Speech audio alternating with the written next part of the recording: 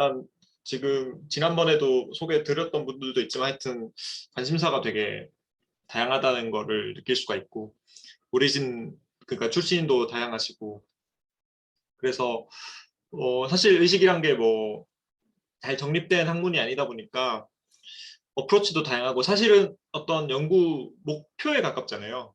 그 학제라기보다는. 그러니까 각자의 방법으로 의식에 어프로치 할 수 있을 텐데 근데 이제 뭐 철학적으로나 혹은 뭐 생물학적으로나 혹은 계산적으로나 이게 상대방이 이 들었을 때 아 저건 아닐 것 같은데 혹은 저거는 우리가 잘 못하는데 하는 것들이 좀 융합이 되면 좋을 것 같다는 생각을 저는 이제 바이올로지 오리진에서 보기 때문에 이제 계산이나 이런 쪽으로 되게 인사이트 좋게 다가왔던 경우도 많거든요. 그래서 그런 것들을 서로 좀 나눌 수 있으면 좋겠다는 생각이 들고 오늘 제가 그 소개해 드릴 내용은 주로 그 일단은 더 자세한 뭐 과학이나 공학 쪽으로 들어가기에 앞서서 지금 철학적 백그라운드를 좀 말씀을 드리고 넘어가려고 해요. 그래서 오늘 준비한 건 그런 내용이고 아 참고로 요거는 제가 작년에 카이스트 내부에서 그냥 제 친구들하고 좀 관심 있는 분들 이렇게 모아가지고 렉처를 개인적으로 4번 정도 했었는데 그때 했던 강의록을 이제 좀 재정리해서 오늘 보여드리려고 하고 그래서 그 이번에 저희가 사실 요 책으로 세미나를 하고 있잖아요. 그래서 여기 계신 분들도 발제를 하실 텐데 이제 심리 철학이라는 분야가 이제 그 과학이 마음을 설명하기 이전에 철학자들이 어떤 이론을 냈는지 물론 그 이제 과학이 발전하고 나서도 여러 가지 이제 어떤 모델이나 연결주의 뭐 혹은 슈퍼비니언스 수반 이런 것들은 이제 현대에 와서도 발전한 이론이긴 하지만 그런 어떤 이론적 체계를 짚고 넘어가는 게 이제 의식 연구에서는 다른 과학 분과와 달리 좀 의미가 있기 때문에 그런 부분들을 짚고 넘어가려고 하고요. 그리고 여기 계신 분들 중에 뭐 이제 저번에 세미나에서도 이야기 나왔지만 이제 컨셔스니스 혹은 그러니까 논 피지컬한 무언가가 있다 없다에 대해서 이제 여러 가지 의견이 갈렸는데 그런 것들에 대해서 각자 생각을 좀 정리해보는 시간이 됐으면 하고요. 그리고 혹시 질문이나 이런 거 있으시면 제가 채팅창을 못 볼 수도 있어서 언제든지 인터럽트 해주시고요. 채팅창 일단 띄워놓겠습니다. 그래서 인터럽트를 언제든 해주시고 좀 얘기 많이 물론 줌이 쉽진 않지만 그런 거 하기 쉽지 않지만 좀 최대한 인터랙티브하게 하려고 저도 노력하겠습니다. 그래서 첫 번째 그 렉처 제목을 What is it like to be a bat? 이라고 정해봤는데 이제 우리말로 하면 박쥐가 된다는 것은 무엇인가? 박쥐로 살아간다는 것은 무엇인가? 어떤 느낌인가? 뭐 이런 얘기가 되겠죠. 그래서 그 이게 사실은 현대 의식 연구를 있게 한 굉장히 좀 임팩트 있는 문장입니다. 뒤에 또 나올 텐데 이게 뭐 생각해 보신 분들도 있고 들어보신 분도 당연히 계시겠지만 이제 이게 무슨 말일까를 앞으로 나올 테니까 이제 기대해 주시면 좋겠고 이제 에베레스트죠. 등정을 하고 있는데 인간은 왜 산에 오를까? 한 번쯤 궁금해지는 대목이고 그리고 맛있는 동남아 음식들 이제 우리는 여러 가지 요리를 해서 먹죠. 이제 맛도 중시하고 냄새도 중시하고 향도 중시하고 또 색깔도 중시하고 이렇게 그냥 단순히 있는 걸 먹는 게 아니라 향유를 하면서 즐깁니다. 또 사랑이라는 좀 혹자는 숭고하다고 하는 그런 감정을 느끼면서 살아가기도 하고 또 우울할 때는 또 한없이 우울해지죠. 그래서 이런 우리의 삶은 지금 이 장면들에 에서 여러분들도 느끼셨을 각자만의 어떤 그 경험의 연속체 내에서 우리가 살아가고 있습니다. 근데 이게 도대체 뭐냐? 그냥 사물이나 다른 것들과 달리 나의 경험 그 자체는 어디서 오는 건가? 그런 궁금증을 이제 던져볼 수 있고, 그것이 이제 의식 연구, 의식 과학에 대한 시발점이라고 할 수 있는데요. 그러면 사실 모든 분야는 이제 정의로부터 출발하는데, 그럼 의식은 뭐냐? 이렇게 정의를 딕셔너리닷컴에서 찾아보면 이렇게 나옵니다. conscious란 자신의 존재, 감각 등등을 aware하는 것. 그러니까 aware는 우리말로 하면 뭐 알아차리고 자각하고 이런 거죠. aware가 뭐냐 찾아보면 지식을 갖는 것, conscious한 것, cognizant한 것, 이것도 뭐 아는 뭐 이런 거죠. 그래서 그냥 동어 반복이에요. 그래서 엄밀히 말하면 정의가 되어 있지 않다. 이제 그냥 우리가 의식이 있는 것과 없는 것을 두루뭉술하게 우리가 그냥 알고 쓰지만 사실은 정의가 되어 있지 않습니다. 분명한 거는 이제 어떤 그냥 대상, 뭐 여기 있는 연필과 의식은 다르다. 왜냐하면 연필은 의식은 연필을 경험할 수 있게 하는 어떤 토대 같은 거니까 마치 그냥 메모장 프로그램이랑 그 메모장 프로그램이 돌아갈 수 있는 윈도우즈 10의 차이 같은 느낌이라는 거죠. 그래서 이렇게 얘기하면 또 뭐 혼란이 있을 수 있지만 어쨌든 그런 토대가 된다는 점에서 말로 정의하기 되게 힘들다라는 게 의식의 좀 그 의식 연구의 난점이기도 하고 그렇습니다.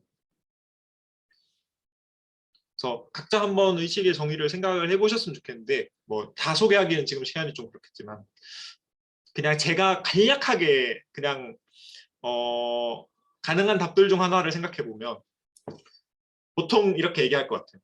이제 잠들면 없어지는 거. 그래서 공감하는 분도 있고 공감하지 못하는 분도 계실 텐데 이제 일부 티베트 불교에서는 잘 때도 매우 딥슬립에 가서도 의식이 엄청 단순해졌을 뿐 있긴 있다라고 주장하는 분들도 있습니다.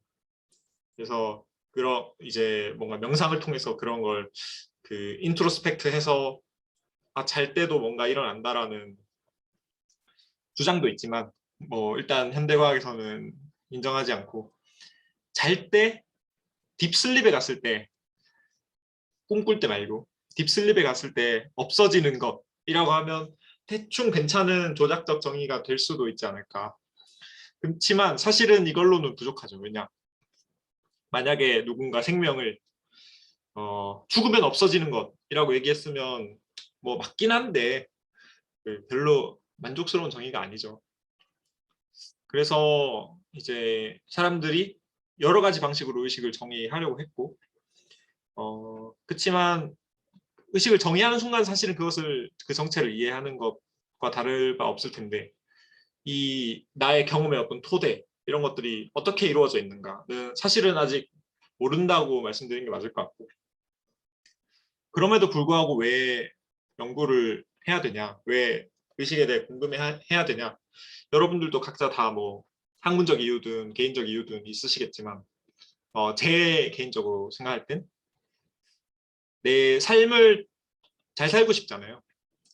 그리고 의미 있게 살고 싶고 그냥 내가 그냥 세포 덩어리에 불과한데 유물론적으로 보면 근데 나는 의지를 갖고 잘 살고 싶고 그렇게 뭐 본능적으로 프로그래밍 됐을 수도 있고 그치만 생생하게 무언가를 느끼면서 살아가는데 이 나의 현상적 경험 자체가 무엇으로 이루어져 있고 어떻게 해야지 더 잘 살 수 있고 그런 것들을 저는 궁금해합니다.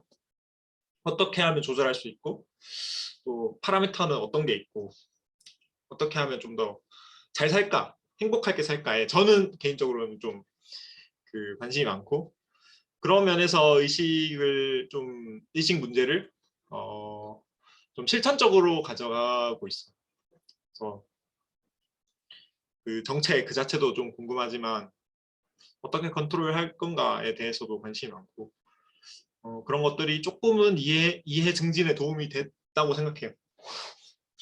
그래서 내가 단순히 물리적인 무언가는 아닐 수도 있다는 거, 혹은 그렇지만 굉장히 뉴럴 베이시스에 딱 잡혀서 있다는 것, 그런 사실들을 이해하는 게 좀 제가 제 삶을 살아가는 데 있어서도 좀 태도를 바꿔줬던 것 같아요. 이제 그냥 주류 과학에서 의식을 어떻게 좀 세분하고 있는지 정의는 못하지만 뭔가 좀 구분은 할 수 있으니까 이것도 뭐 동의하지 않는 분들도 계시지만 이거 여름에 이제 좀 했던 내용인데요. 이제 만약에 이 나무에 달린 거미를 보면 거미가 예를 들어 엄청 큰 거미를 보면 여러분들에게도 이제 의식의 중심부에 이 거미가 이제 딱 들어오게 되겠죠. 그리고 다 나머지 것들은 그거에 주의를 기울이고 나면 좀 사소하게 주변부에 자리하게 될 거고 이걸 딱 바라보고 어텐션을 가하면 거의 자동적으로 이제 거미에 대한 생각을 막 하겠죠. 저 독거미인가? 뭐 물리면 어떻게 되지? 뭐 이런 생각들을 돌아가게 하죠. 이것뿐만 아니라 우리는 거울을 보면 뭐 나의 옛날 모습, 뭐 미래 모습, 이제 뭐 자리에 누우면 막 잡생각들 하잖아요. 그런 백일몽들 이런 것들 중에 자전적인 생각들이 되게 많이 돌아가죠. 이게 그러니까 나라는 사실을 인지하는 것이 이제 셀프 어웨어니스 혹은 셀프 컨셔스니스라고 할 수 있는 한 요 정도 세 가지로 학자들이 구별을 하고 있어요. 그래서 딱 그 거미를 보는 그 경험 그 자체 이거를 이제 현상적 경험, 현상적 의식, 또 프라이머리 의식, 1차 의식이라고도 하고 이제 그걸 가지고 한 번 더 생각을 돌리는 거를 이제 리플렉티브, 뭐 반성적 의식, 혹은 접근 의식이라고도 하고 고차 의식이라고도 하고 이거 그냥 생각이에요, 생각, 사고. 근데 사실 사고 자체는 이제 그 어떤 멘탈 오퍼레이션이니까 반드시 언어를 요하지는 않지만 이제 자의식을 위해서는 이제 랭귀지라는 개념이 필요하다고 보는 시각이 많습니다. 그래서 그런 뭐 필요하다기보다는 이제 인간의 경우에 그런 것들이 동시적으로 진화를 해가지고 이제 자의식, 뭐 과거와 미래의 개념, 자전적 기억 이런 것들이 이제 그 인간의 경우에는 굉장히 잘 발달해서 이제 의식이 큰 부분을 차지하고 있고 다들 뭐 많은 사람들이 의식이라고 하면 그 자의식하고 동의어로 여기는 경우도 많죠.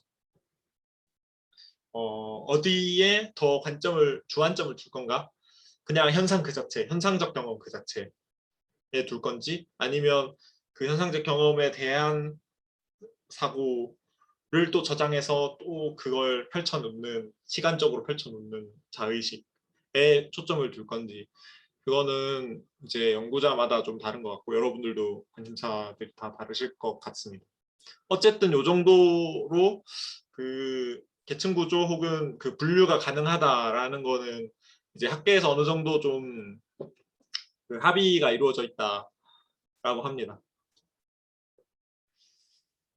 그래서 그다음 넘어가면 아까 이제 강의의 제목이었던 박쥐가 된다는 것은 이라는 질문에 대해서 좀 생각을 해볼 텐데요.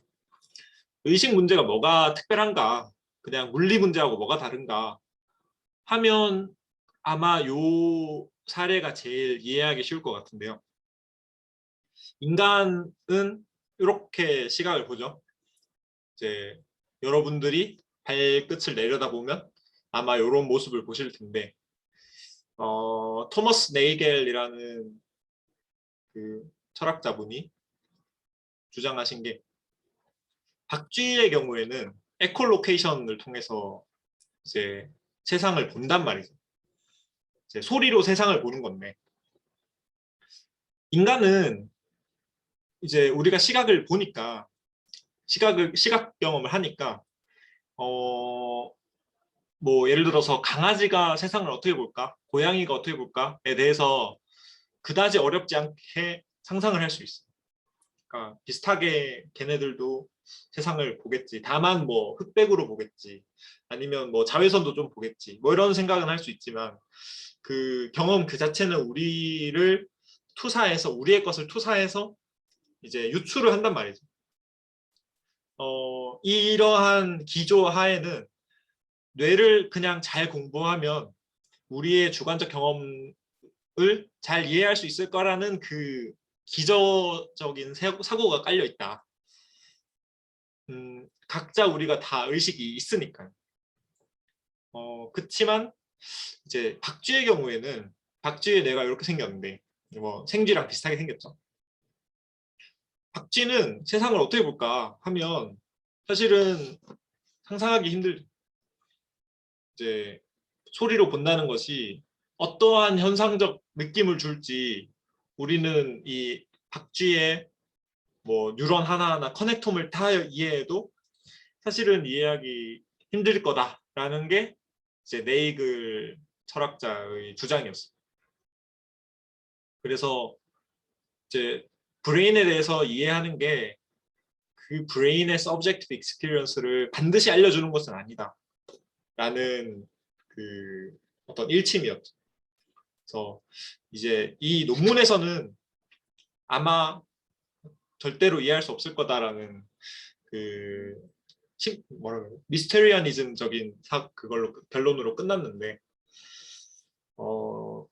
이건 74년이니까 뭐 뇌과학이 엄청 발전하기 전이니까 이제 그렇게 생각하는 게 당연했을 수도 있지만 최신 뇌과학 결과들을 보면 뭐 아닐 수도 있고 이제 그 과학적 방법론의 한계가 어디인지에 대해서는 논란이 있습니다만 그래도 이러한 사고 실험을 해보면 그냥 주관적 경험에 대해서 우리가 그냥 당연하게 생각했던 것들이 아닐 수도 있구나. 좀 철학적으로 깊은 문제가 있구나라는 결론을 여러분들도 좀 생각해 보실 수 있을 것 같고요.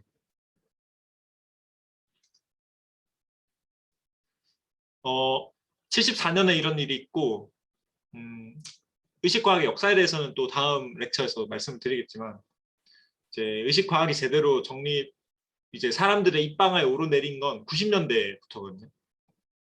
그래서 그 여기 보이는 데이비드 찰머스라는 이제 그 호주의 철학자분이 이제 94년도에 최초로 개최된 의식 관련 이제 그 TSC라는 대형 학회가 있는데 이제 거기서 이제 1회 학회에서 이제 The Hard Problem of Consciousness라는 발표를 하셔서 이제 스타가 됐죠. 이 분야의 스타가 되셨는데 이제 그 의식 연구의 어떤 그 키 어떤 그 방향타라고 하는 그런 이제 지향점을 제시해 준 어떤 발표였다고 해서 세미나였다고 해서 사람들에게 회자가 많이 되는데 그 우리말로 하면 뭐 어려운 문제 아니면 의식의 난제 이 정도 될 것 같은데요.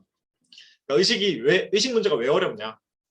이제 아까 그 박쥐 문제에서도 말씀드렸지만 의식은 주관적이어서 우리가 타인의 뇌를 뜯어 본다고 해서 이 다른 사람의 경험적 내용을 우리가 접근할 수 없다는 이 그 경험적 내용 그 자체 아까 말씀드린 피노미널 컨셔스니스 현상적 경험 그 느낌 그 자체를 퀄리아라고도 합니다. 그래서 감각질이라고 하는데 이제 퀄리티의 그러니까 질의 어떤 뭐 그 아톰 같은 개념이라고 생각하시면 될 것 같아요.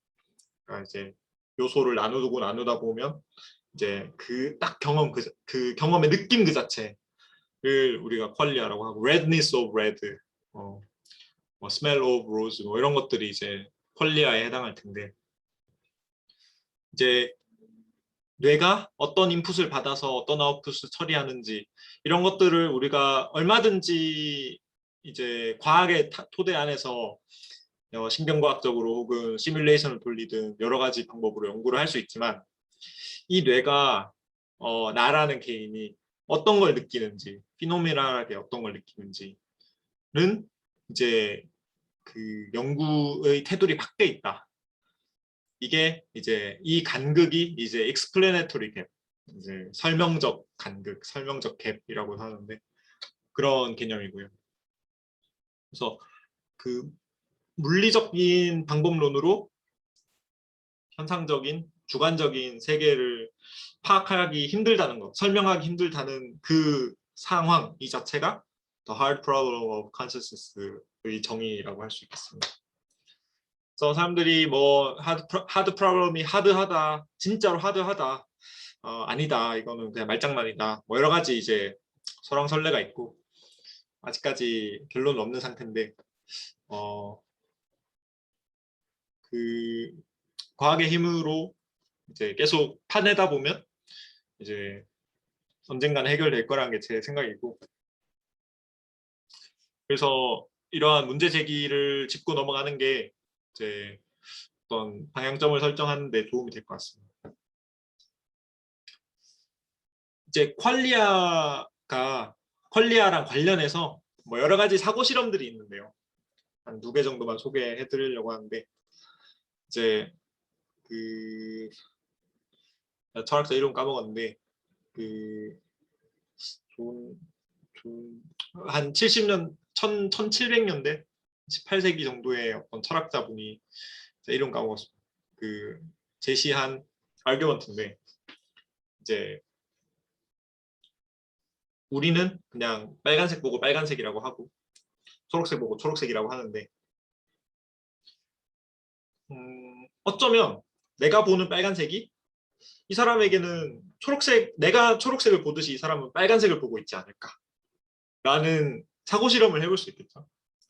그렇지만 뭐 우리는 뭐 피는 빨갛고 뭐 이제 그런 정열을 상징하고 뭐 그런 것들이 어떤 언어적인 합이잖아요. 그냥 빨강이라고는 단어 그 자체에는 사실 아무런 의미도 담겨 있지 않죠. 그냥 그 파장대가 어떤 어휘에 대응될 뿐 그 빨간색의 느낌 그 자체는 반영이 되어 있지 않단 말이죠. 그래서 사람마다 어쩌면 다 다르게 보고 있지 않을까. 나는 이렇게 보는데 누군가는 서현 씨는 이렇게 보고 있지 않을까. 뭐 이런 상상을 해볼 수가 있죠. 그렇다 한들 우리가 이걸 판별해낼 수 있을까? 뭐 이런 게 이제 inverted spectrum argument고 요거에 대해서는 뭐 여러 가지 논의가 있는데 그 색 관련 연구, 색 지각 관련 그 사이코 피직스 연구가 사실 많이 돼서 그 인간이 어느 정도 그러니까 색이라는 게 어떤 스페이스로 구성되어 있고 그거 하에서 만약에 까만색과 흰색을 뒤집으면 절대로 설명할 수 없는 어떤 현상들 뭐 이런 것들이 있어가지고 어느 정도 해소됐다고 제가 알고는 있는데 이거는 스탠포드 인사이클로피디아를 좀 찾아보시면 도움이 될 것 같고요. 그 다음은 소개드릴 건 이제 아주 유명한 여러분들도 들어보셨을 이제 철학적 좀비라는 문제인데 이제 이런 거죠. 나랑 똑같이 생겼고 똑같이 행동하는데 의식만 없는 그런 좀비 같은 존재가 존재할 수 있을까? 라는 거죠. 그래서 이제 이 세상 사람들 중 일부는 그냥 이제 말만 똑같이 생성해낼 뿐 그냥 로봇처럼 돌아가고 있지 않을까? 뭔가 내면에 무언가를 못 느끼면서 살고 있지 않을까? 여기서도 그건 말도 안 돼라고 했지만 진짜 말도 안 돼라고 생각한 사람과 그냥 아무 그 이너 스페이스가 없이 그냥 말만 한 발언만 한 그런 케이스가 있지 않을까? 라는 사고 실험. 그게 아예 불가능하다고 말하는 사람도 있고 그런 사람들은 뭐 기능주의에 속할 거고, 그럴 수도 있다고 주장하는 사람도 있고, 혹은 실제로 그렇다. 그래서 나 빼고 다 좀비다라고 주장할 수도 있겠죠. 그러면 이제 그 솔립시즘, 뭐 그 우리 말로 뭐였죠? 그 유일론자인가? 뭐 하여튼 그렇게 하고 얘기할 수 있을 것 같고, 어쨌든 말도 안 되지만 그래도 증명할 길은 없다.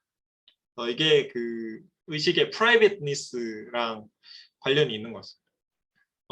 반대로 뭐 인버티드 좀비라는 개념도 있는데, 뭐 간단하게 말해서 겉으로는 죽은 것 같이 보이지만, 무의식인 것 같이 보이지만 속으로는 생각이 있는, 여러분들도 들어보셨어요, 감금증후군 같은 환자 같은 경우에 이제 뒤집힌 좀비, 역좀비라고 할 수 있겠죠. 이제 그런 경우도 있을 수 있고, 그래서 그 필로소피컬 좀비 아규먼트는 뭐 철학, 의식 관련 철학 그 논제에서 심심찮게 등장을 해서 이제 기억해 두시면 좋을 것 같고요. 혹시 뭐 질문이나 있으신가요? 괜찮죠?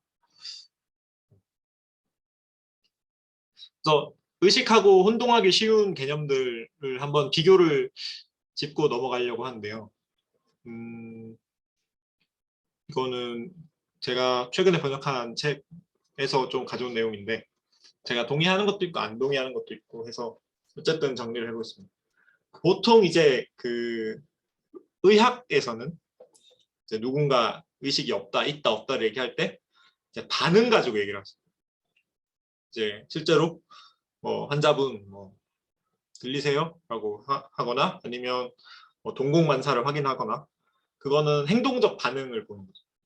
근데 클리니컬리는 그런 식으로 점수를 매기고 의식을 지표화하고 하고 있지만, 사실은 그 인버티드 좀비 얘만 봐도, 그러니까 감금증후군 환자의 얘만 봐도 이제 겉으로 아무 반응을 보일 수 없지만 속으로는 무언가를 생각하면 할 수 있는, 그러니까 뇌 반응으로만 나타나는 그런 이제 환자들이 분명 존재하기 때문에 리스폰스하고 컨셔스는 다르다라고 볼 수 있고, 다만 리스폰스가 행동 반응이 아니라 그뇌 반응까지 포함을 한다면 이거는 좀 모르겠어요.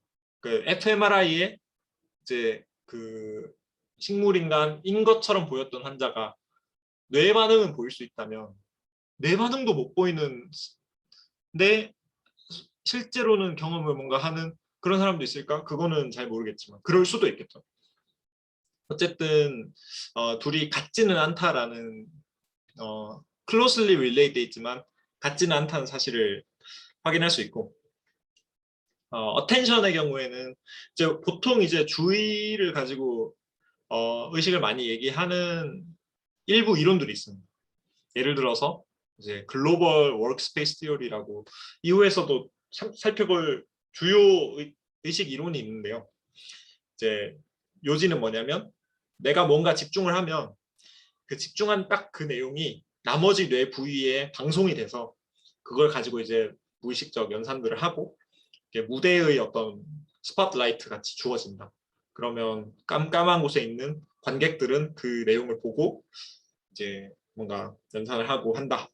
그래서 그게 의식이다라고 주장하는 이론인데, 거기서는 어텐션이 굉장히 중요하고 어텐션을 관장하는 프리프론탈이 중요하다고 얘기를 하고, 근데 사실은 의식이 주의를 반드시 요하는 건 아닙니다. 그러니까 주의하지 않은 걸 의식할 수도 있고, 또 주의했는데 의식하지 못할 수도 있고, 그래서 둘은 좀 그 뭐 클로슬리 릴레이 되어 있는 건 맞지만 이제 동일하지는 않다라고 보고 있고요. 그리고 그 awareness, 그러니까 자각도 사실은 좀 많이 헷갈리는 개념인데, 그러니까 자각이란 건, 그러니까 우리말로 번역해서 자각인데 뭔가 알아채는 거잖아요. 근데 알아채는 건 사실 그 대상이 늘 있습니다. 그러니까 무언가를 알아채는 거지, 그냥 알아챔 그 자체는 사실은 그러니까 자동사로서의 알아챈다는 건 사실 말이 좀 안 되잖아요. 이걸 그 후설의 현상학에서는 이제 지향성, 의식의 지향성, 인텐셔널리티라고 얘기를 하는데, 의식은 모두 무언가에 대한 의식이다라는 건데, 어 이제 일반적으로는 그게 그런 정의가 맞지만, 이제 익스터널 월드랑 다이렉트리 컨택 안 돼 있어도 의식은 일어날 수 있다라는 주장도 있습니다. 그러니까 뭐 꿈을 꾸면 우리는 뭔가를 자각하지 않으면서도 이제 그 internally aware 할 수 있죠.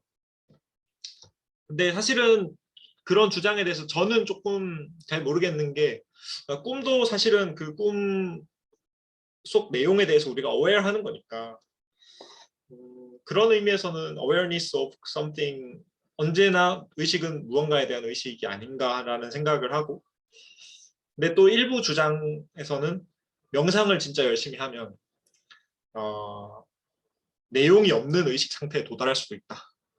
이제 pure consciousness에 도달할 수도 있다라는 주장도 있습니다. 제가 그 카이스트의 명상과학 연구소 소장님이신 그 미산 스님하고 그 안면이 있어가지고 이제 한번 강의를 부탁드리려고 하는데, 내년쯤에 가능할 것 같은데, 그때 제 스님께 의식 없는, 내용 없는 의식이 가능한지 여쭤보면 좋을 것 같고요. 어쨌든 뭐 저는 그 둘이 잘 다른지 모르겠는데 늘 무언가에 대한 의식을 하니까 그래도 이제 그것도 찬반이 어쨌든 있다. 그리고 웨이크풀니스도 얘기를 많이 하는데, 깨어 있다는 것, 각성 상태, 뭐 이런 거는, 이거는 분명한 반예가 존재하는 게, 이제 잠들어 있어도 인터널리 어웨어 할 수 있고, 그 드림 같은 경우에, 그리고 깨어 있더라도 현상적 경험이 없는 상태가 존재합니다. 이제 보여드릴 그 앱센스 시저인데요. 이제 시저가 이제 간질 발작입니다. 뇌전증이라고 하나요? 그래서 이제 그 여러 시저 종류 중에 이제 소발작 혹은 결손 발작이라고 하는 형태가 있는데, 이제 잠깐 동안 의식을 잃어버리는 건데, 그렇지만 그걸 보면 이 사람이 안 깨어 있다고 말하기는 어렵거든요. 이제 그 한번 보시면 이제 이분이 환자분이신데, 이제 갑자기 모든 행동을 멈추고 이제 그냥 허공을 바라보죠. 그러고 다시 몇 초 뒤에 행동을 시작하고, 그리고 이제 지금 시저가 일어나면 그냥 하던 행동을 계속 반복하는, 이제 뇌의 뇌에서 어떤 그 행동을 야기하는 어떤 신호가 뭐 이제 처리되지 않고 계속 이렇게 맴돌이 한다고도 해석할 수 있을 것 같고, 그래서 지금 도는 걸 보면 이 상태를 웨이크풀하지 않다라고 얘기하기는 힘들겠죠. 그렇지만 이 사람에게 나중에 물어보면 그냥 아무것도 경험하지 못하고 아무것도 기억하지 못하거든요. 그러면 이걸 우리는 보통은 unconscious 하다고 얘기를 하는데, 그렇지만 겉에서 보기에는 소위 좀비처럼 이렇게 뭔가 행동하는 듯 보이니까, 그런 걸 보면 이제 그 웨이크풀니스랑 컨셔스 상태가 구별될 수 있다라는 반례가 이제 될 것 같고요. 네. 한 여기까지가 그 이제 되게 인트로덕터리한 이제 컨셔스니스 전반에 대한 주요 문제에 대한 이제 인트로가 될 것 같고, 저 물 한 잔만 마시고 그 철학적인 내용에 대해서 시작할 텐데, 혹시 질문 있으시면 말씀 주시고.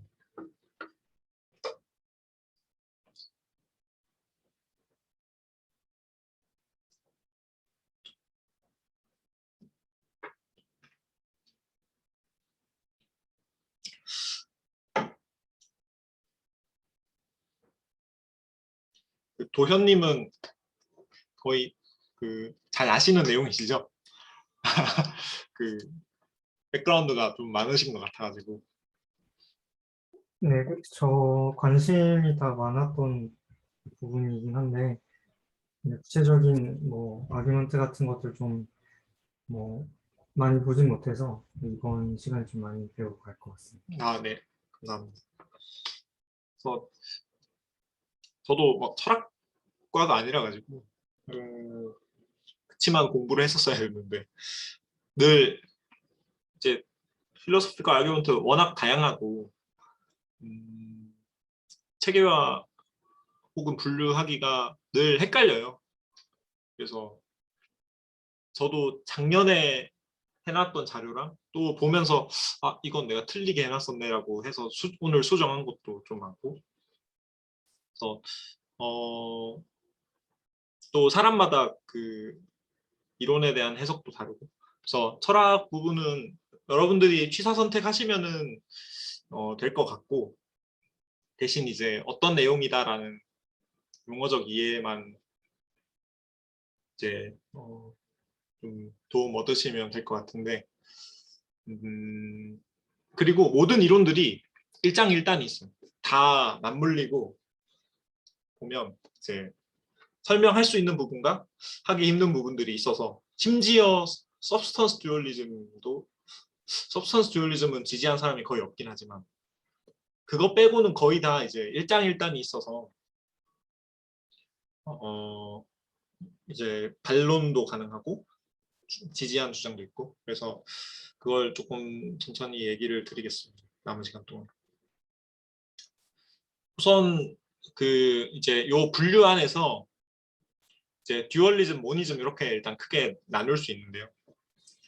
그러니까 그 뭐 우리말로 하면 이원론, 이론론인데, 그러니까 그 고대 그리스에서 이제 플라톤부터 출발한 어떤 그 철학적 배경이 이제 플라톤이 이데아가 있다고 얘기를 했거든요.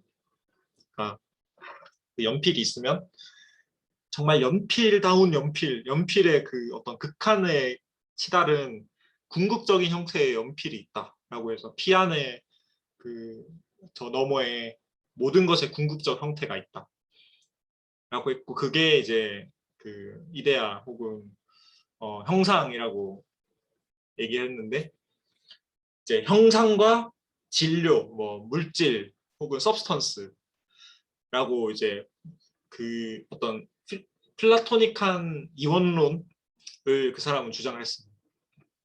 그래서 저 신의 세계에 모든 것의 완벽한 버전이 있고 이 세계는 그것의 약간 열화된 버전이다. 그래서 그 이 세상을 이루고 있는 물질 그 자체를 서브스턴스라고 불렀어요.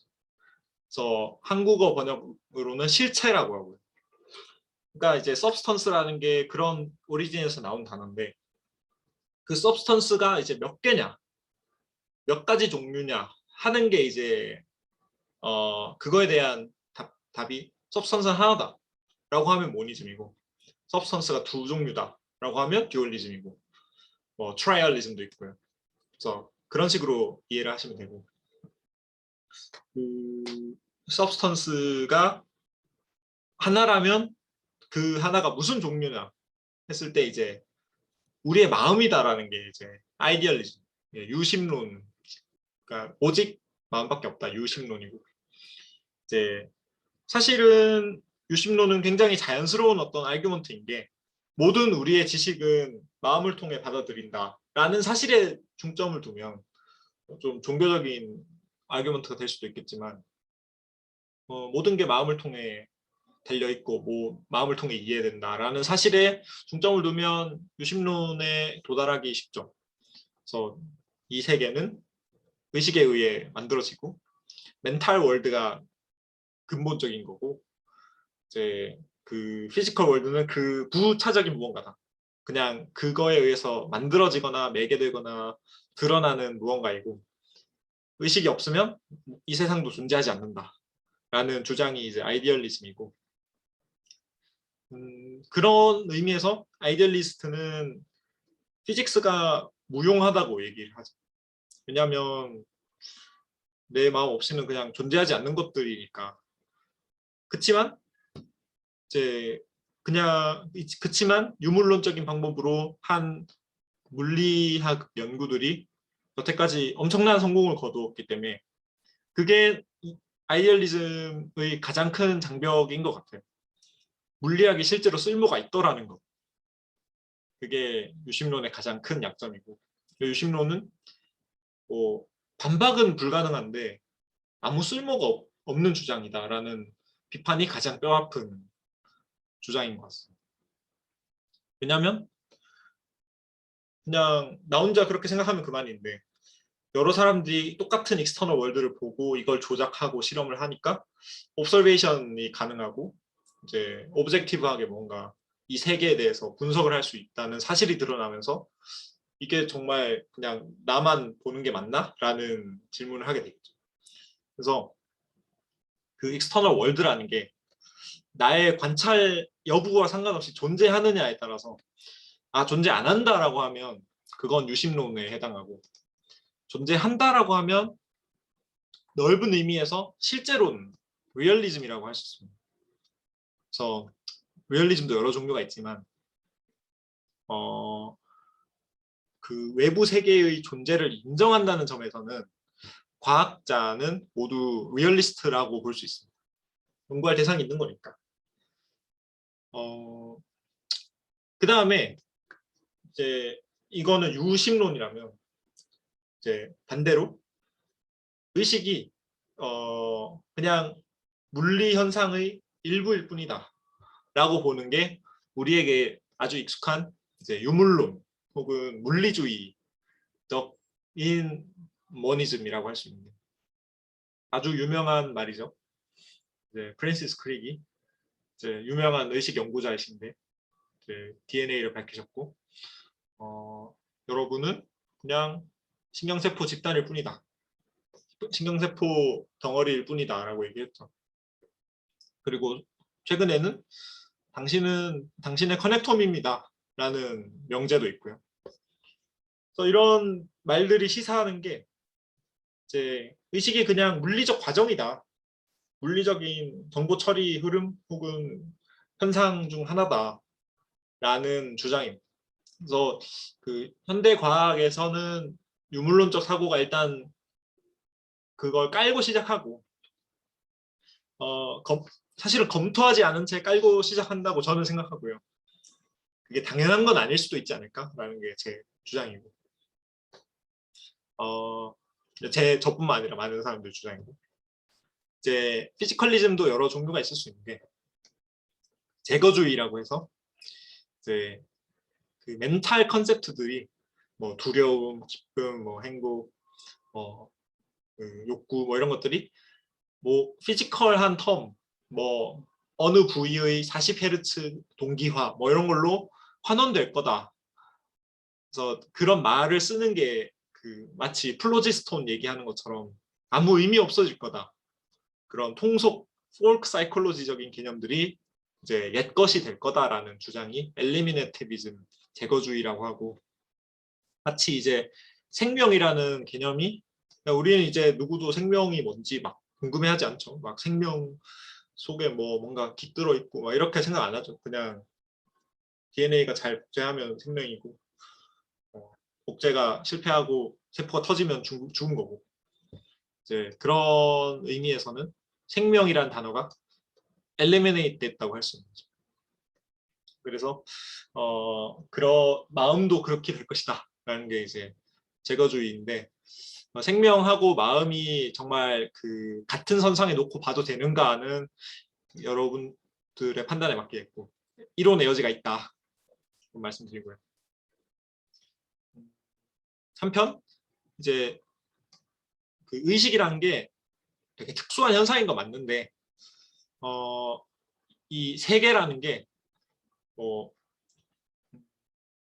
여러 층의 복잡도로 이루어져 있어서 이제 뭐 흔히 얘기하죠. 뭐 이제 전자가 모여서 뭐 전자나 핵자들이 모여서 원자가 되고 원자가 모여서 분자가 되면 원자에 없던 그런 프로퍼티가 출현하고 뭐 창발하고 이런 거 다 들어보셨죠? 그래서 이제 뇌세포가 잘 모여서 조직화되면 의식이란 게 창발한다. 근데 이 창발한 요 프로퍼티는 여전히 물리적인 무언가인데 다만 우리가 아직 이해하기 힘들 뿐이지 뭐 완전 뚝 떨어진 건 아니다.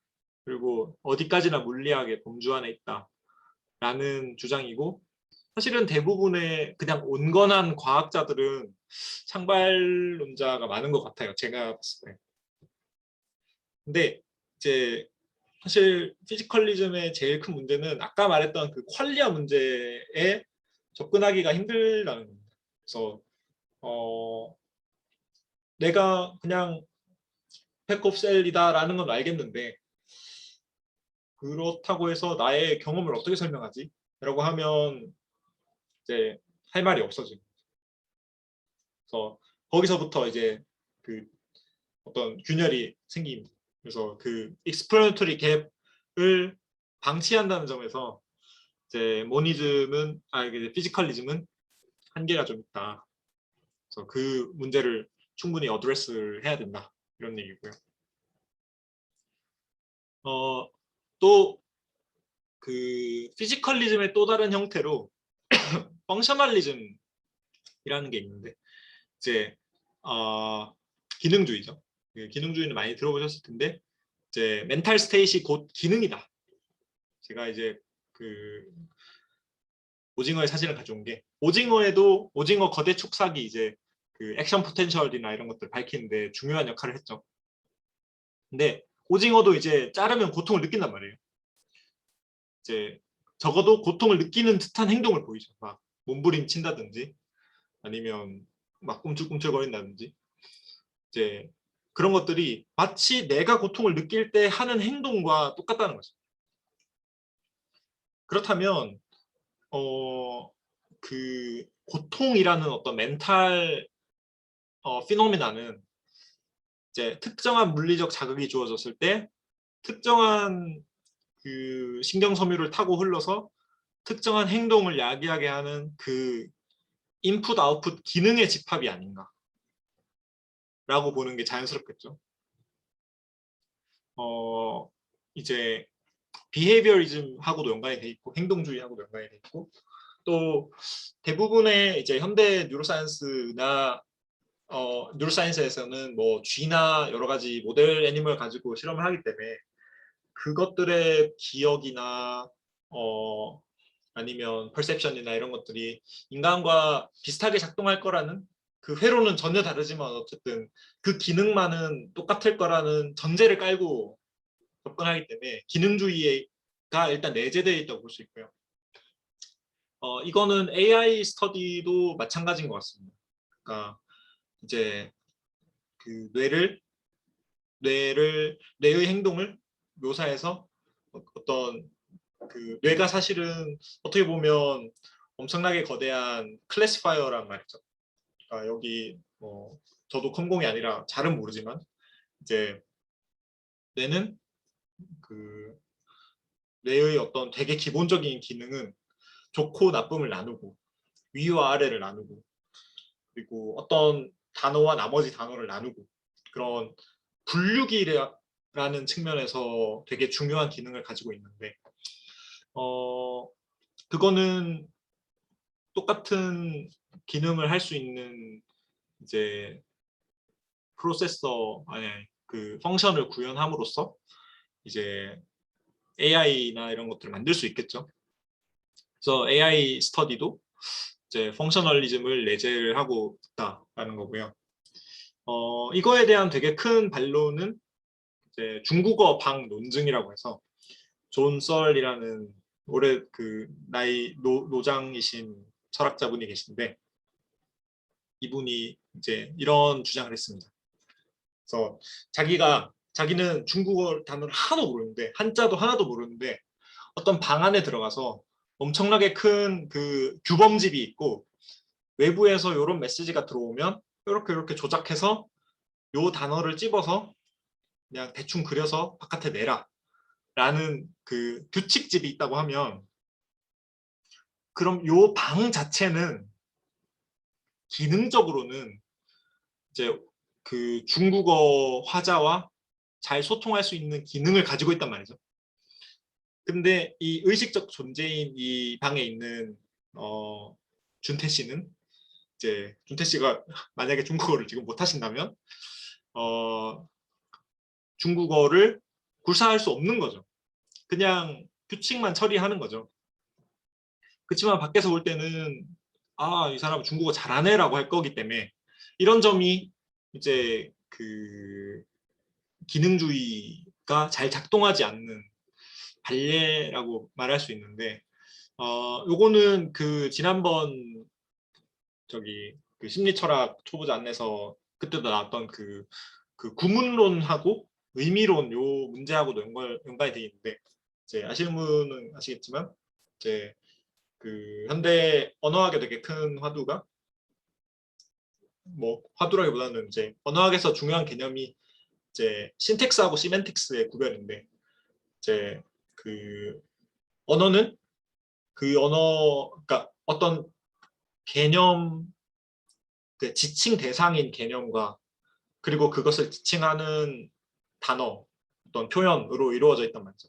그래서 그 표현이 이제 기표라고 하고 뭐 신텍스에 해당하고 이제 그 의미 대상이 기의 혹은 시멘틱스라고 얘기를 하는데 이제 신텍스를 잘 다룰 수 있는 AI나 이제 그런 것들은 뭐 만들 수 있지만 그 그것을 보고 이해하는 어떤 시멘틱스 사실은 퀄리아하고도 같은 맥락에 있다고 할 수 있죠. 이 느낌 그 자체, 이 의미 그 자체는 이제 인간만이 경험할 수 있는 거 아닌가? 이제 어떤 코드가 그 의미라는 걸 도출할 수 있을까? 사실 요 규범집 자체가 이제 그 신텍스의 모음인 건데 이 신텍스 안에는 시멘틱스가 담겨 있지 않다라는 게 이제 존 썰의 주장이었고 그치만 사실은 요새는 좀 잘 모르겠는 게 뭐 저는 AI를 잘 몰라서 이제 잘 모르겠지만 그 클러스터링 같은 걸 해서 뭐 이제 딥러닝을 돌리면 어떤 단어들이 이렇게 그 워드 매핑이 되잖아요. 그러면 이렇게 그 어떤 용례 같은 것들이 이제 비슷하게 이렇게 묶이는 걸 볼 수 있는데 언어도 그런 되게 커다란 클러스터링이 아닌가 생각하면 요런 그 클러스터링 된 그 상태 그 자체가 이제 시멘틱스가 아닐까라는 제 생각인데 근데 요거 그 자체도 사실 요걸 경험하는 요것의 어떤 경험적 측면이 있다는 점에서 그게 의미일 테니까 이렇게 세분되어 있다는 것을 느끼는 것, 자각하는 것 그런 것이 의미일 테니까 어, 여전히 이제 기표와 기의 문제는 남아 있다고 할 수 있고 어쨌든 펑셔널리즘에 대해서는 이런 반론이 가능하다라는 거고요. 뭐 그 외에도 이제 그 제가 잘못 썼는데 커넥셔니즘 이제 연결주의라는 것도 이제 그 요새 또 딥러닝 대두하면서 많이 사람들이 관심을 갖고 이제 이 연결 상태에서 이렇게 창발하는 어떤 그 복잡계적인 네트워크 현상이 곧 의식이 아닌가 그걸로 설명할 수 있는 게 아닌가 뭐 이런 주장이 이제 뉴로사이언스에서는 되게 기본적으로 뭐 헤비안로 뭐 이제 fire together, wire together 뭐 이런 것들이 다 커넥셔니즘하고 연관돼 있다고 볼 수 있고 이제 아시는 분은 아시겠지만 이제 C 엘레강스라는 그 꼬마 선충이라는 되게 작은 벌레가 있는데 이 물속에 사는 벌레가 이제 신경세포가 312개가 있는데 얘네들의 연결망이 다 밝혀졌거든요. 기능도 다 알고 그래서 이걸로 시뮬레이션도 다 돌릴 수 있고 이제 지금 보신 분도 많으시겠지만 이제 레고 그 로봇에다가 이 커넥톰을 심어가지고 이제 각각의 뉴런에 대응하는 걸 뭐 이제 그 모터랑 또 센서랑 이런 것에 그 인풋을 줘가지고 C 엘레강스로 로봇을 만들었죠.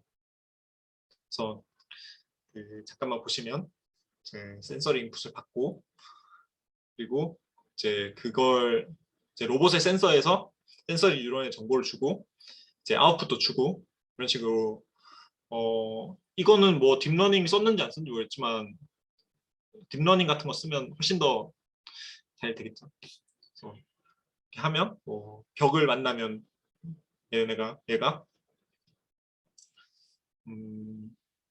뭐 뒤로 약간 오고 노즈 터치를 인식해서 뒤로 오고 네.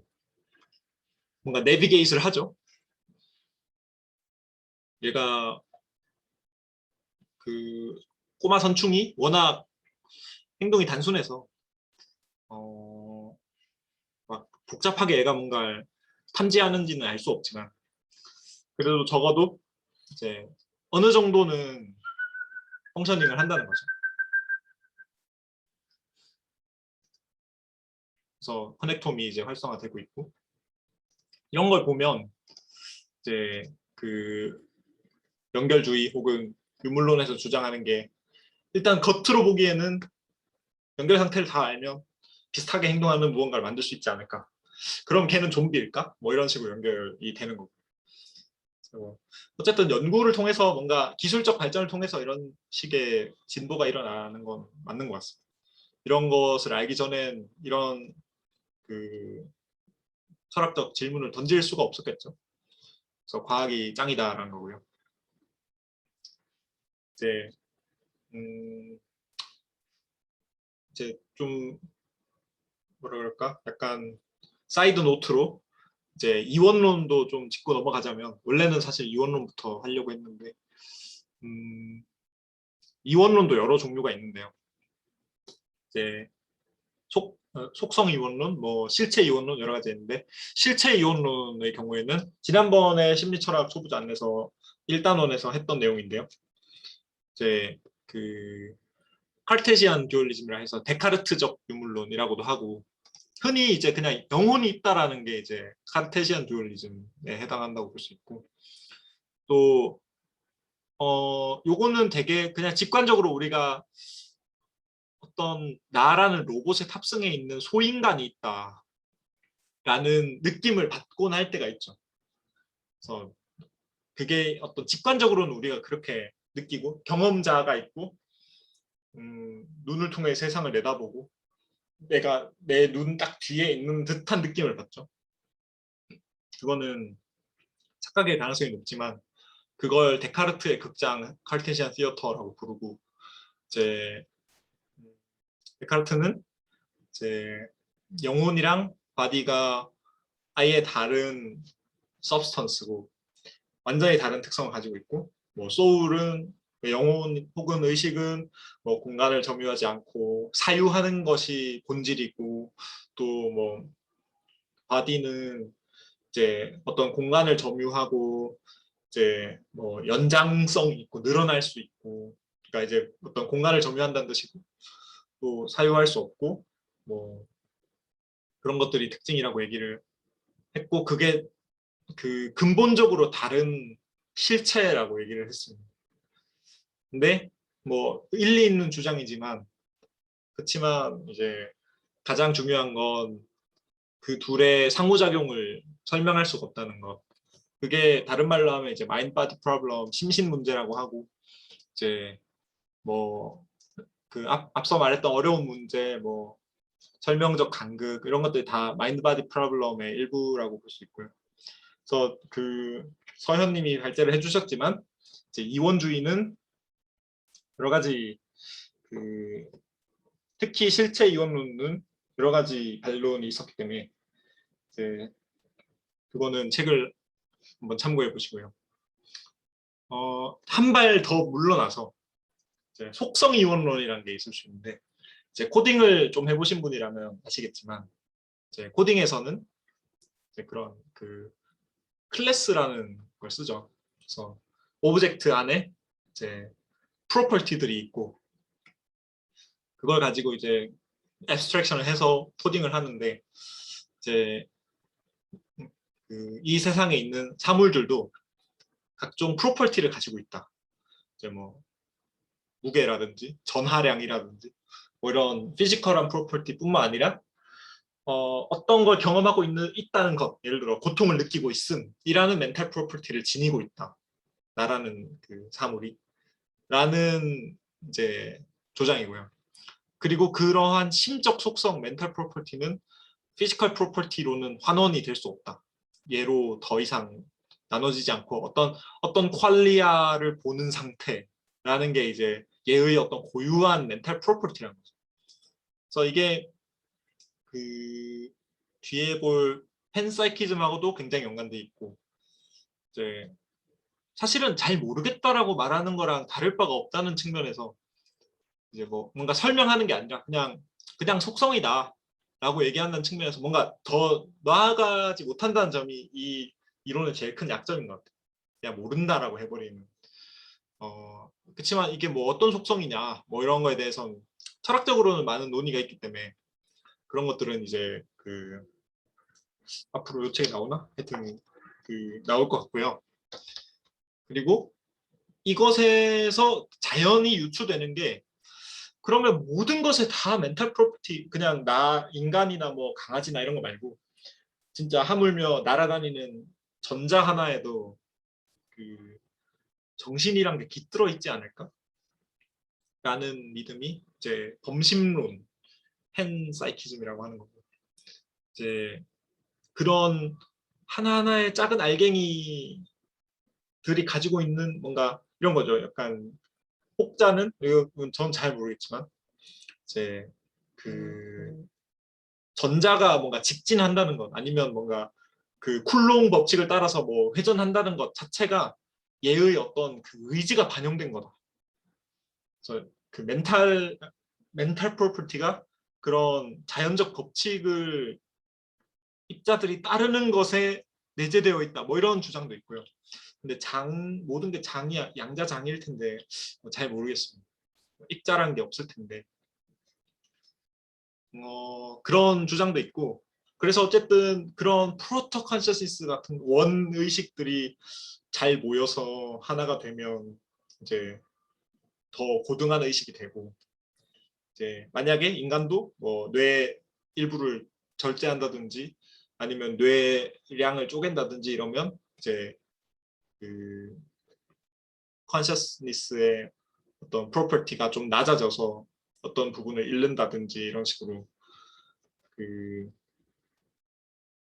어떤 구성 요소의 프로토 컨셔스니스 피처가 모여서 이제 어떤 시스템 총합의 의식이 된다. 뭐 이런 주장이고 사실은 90년대 정도까지만 해도 팬사이키즘이 거의 지지를 안 받았는데 요새는 그 소위 그 정보통합 이론 같은 최신 의식 이론에서 의식을 어떤 양으로 정의해보자라는 시도를 하다 보니 그러면 이제 특정 스레숄드 밑으로는 의식이 없겠지만 이제 어느 정도 잘 조작된, 잘 구조화된 정보 체계는 의식이 있다라는 주장을 사람들이 하고 있어서 그러면 정보 처리를 할 수 있는 것들은 다 의식이 있는가라는 범심론적인 사고하고도 연관돼서 범심론이 의외로 꽤 인기를 얻고 있어요.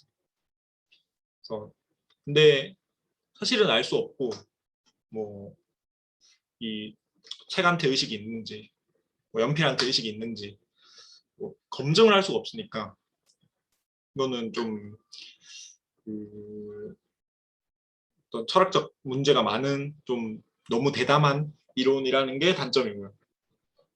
검증할 길이 없다는 거.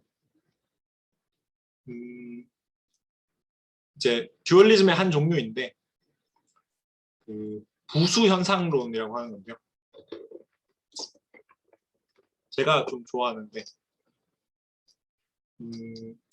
이제 증기기관 기차를 타면 기적 소리가 나죠. 삐 소리가 나면 이거는 엔진의 활동에 의한 부산물이죠. 부수 현상이죠. 이제 그 뿌 소리는 엔진의 작동에 아무런 영향을 미치지 않겠죠. 단지 엔진만이 기적 소리에 영향을 줄 수 있겠죠. 그런 이 마음이 뇌의 부수 현상이다. 라는 게 에피페노메날리즘이고요.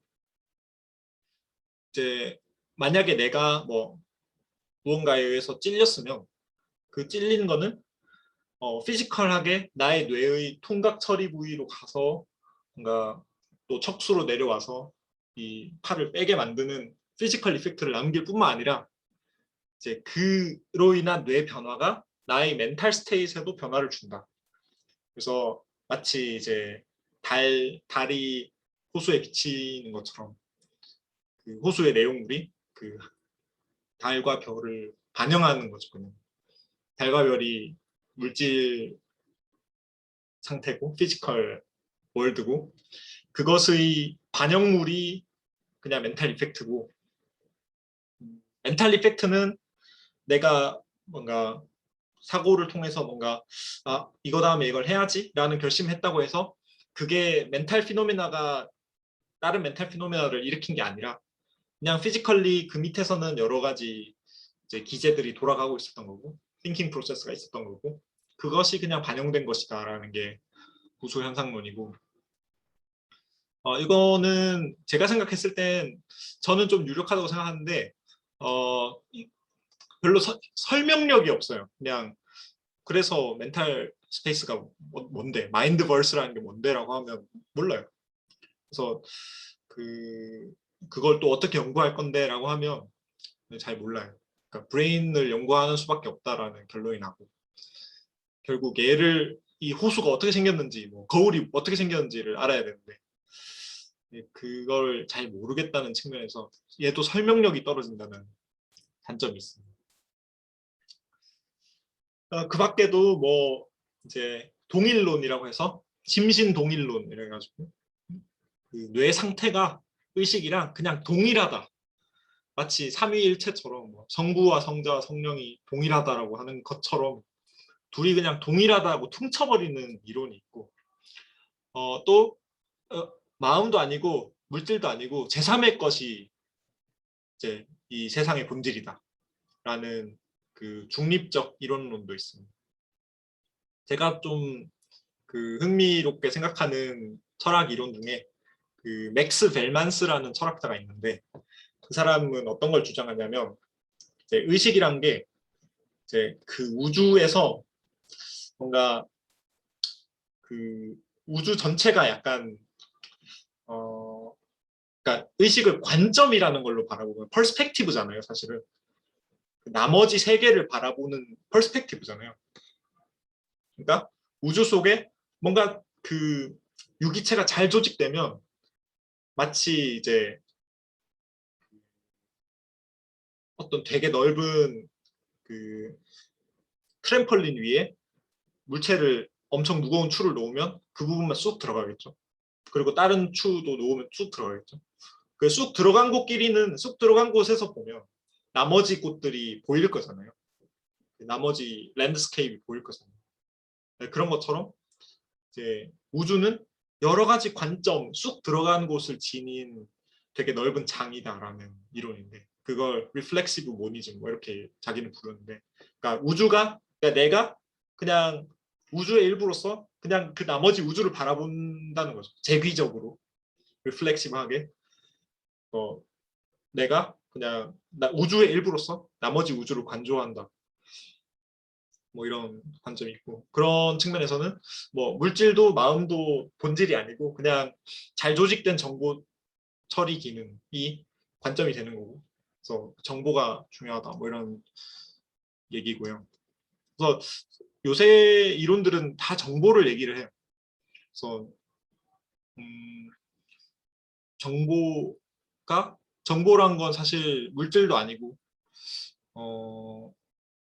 그러니까 물질의 어떤 패턴인데 그 패턴은 이제 패턴에 인터프리터가 있을 때만 의미를 지니니까 이제 그게 그 철학자들에겐 되게 흥미로운 컨셉인가 봐요. 그래서 정보가 되게 각광받고 있고 트라이얼리즘도 있고 이건 넘어가고.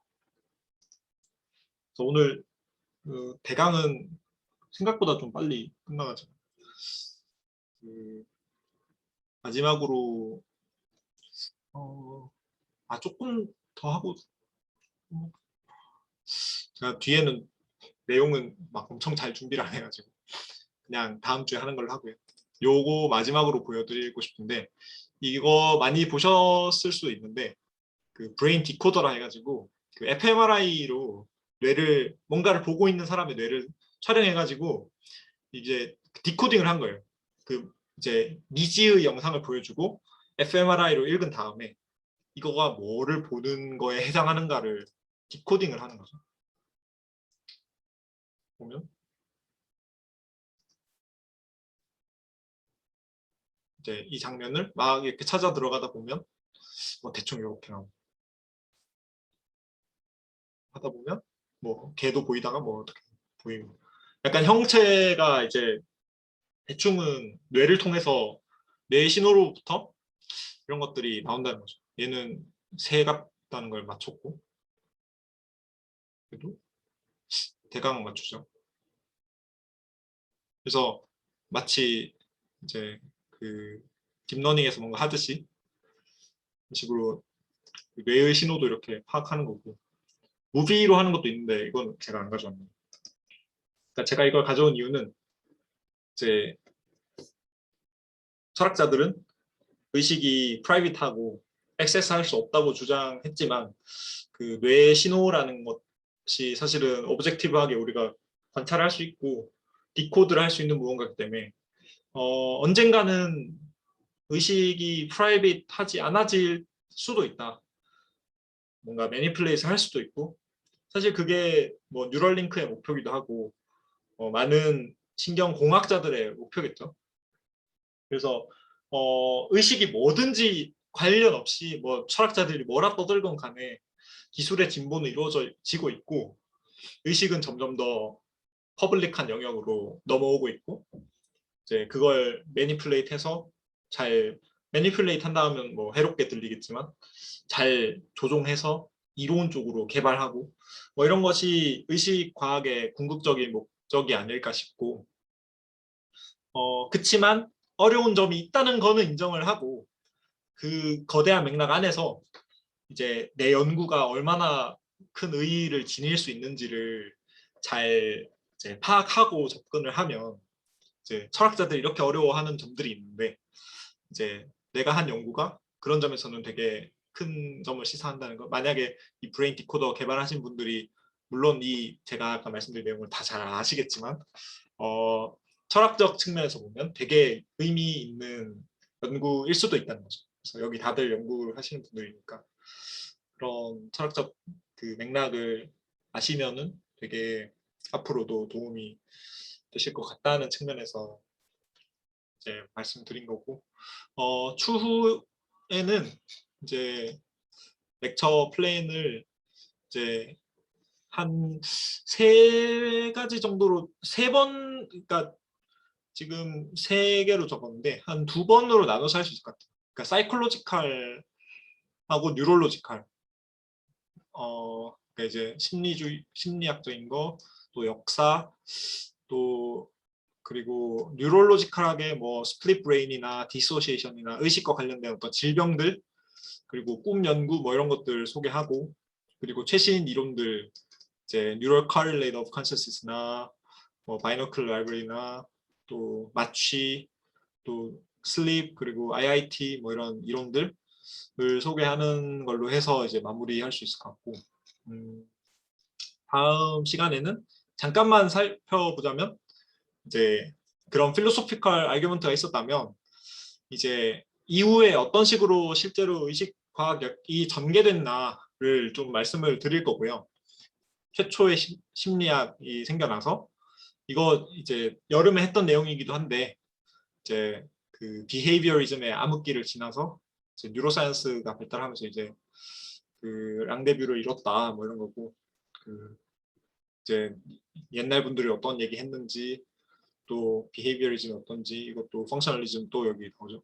그래서 그런 것들 좀 얘기하려고 하고 리벳의 실험 또 프리윌 여러 가지 이론들 얘기를 드리려고 합니다. 그래서 이거는 다음 주에도 좀 더 자세히 하고 오늘은 여기까지 하겠습니다. 감사합니다. 질문 있으시면 해주시고요. 현우님, 저 질문 하나 있는데 네. 아까 그 부수 현상론이랑 네, 또 하나가 피지컬리즘 이 두 개가 되게 비슷한 것 같은데 네네. 뭐 오늘 간단하게 렉처 들은 거지만 이거 봤을 때는 두 개가 어떤 차이가 있는지 사실 잘 이해가 안 가거든요. 어, 어떤 차이가 있는 건지 혹시 좀 설명을 해주실 수 있는지. 그 물리주의 혹은 유물론에서는 이 마인드라는 게 이제 그 비물리적인 무언가라고 생각하지 않는 거예요. 근데 부수 현상론에서는 이게 물리적인 무언가가 아니에요.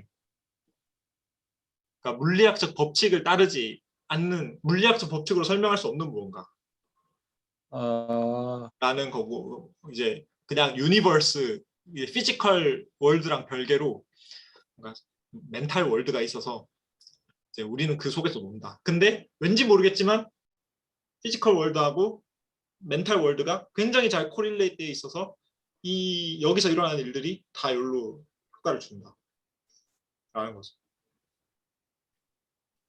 근데 물리주의는 뭐 그 물리학 법칙에 적용되지 않는 건 아무것도 없고 유니버스는 그냥 닫혀 있고 커절리 닫힌 개고 그리고 뭐 마인드는 뭐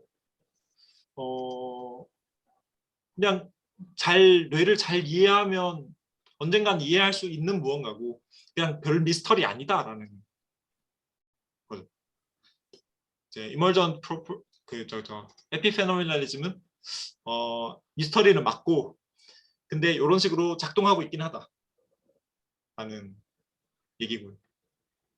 그래서 뉘앙스가 살짝 다릅니다. 음,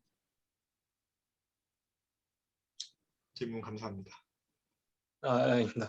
감사합니다. 저 질문 드려도 될까요? 네네네. 오늘 좋은 발표 감사합니다. 아, 네.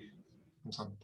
그 정보통합 이론이 이제 그 팬사이키즘의 입장과 관련이 있다라고 하셨는데, 네.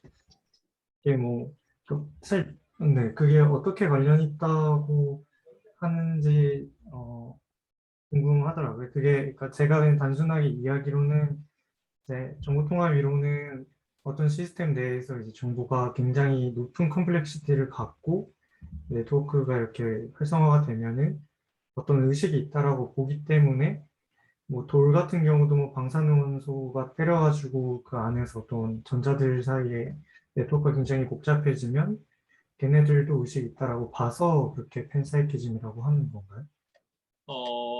일단 두 가지가 있는데요. 그 팬사이키즘을 만든 IIT를 개발한 줄리오 토노니가 그 사람들한테 렉처 가면 너 팬사이키스트야? 팬사이키스트야? 이렇게 묻는데요.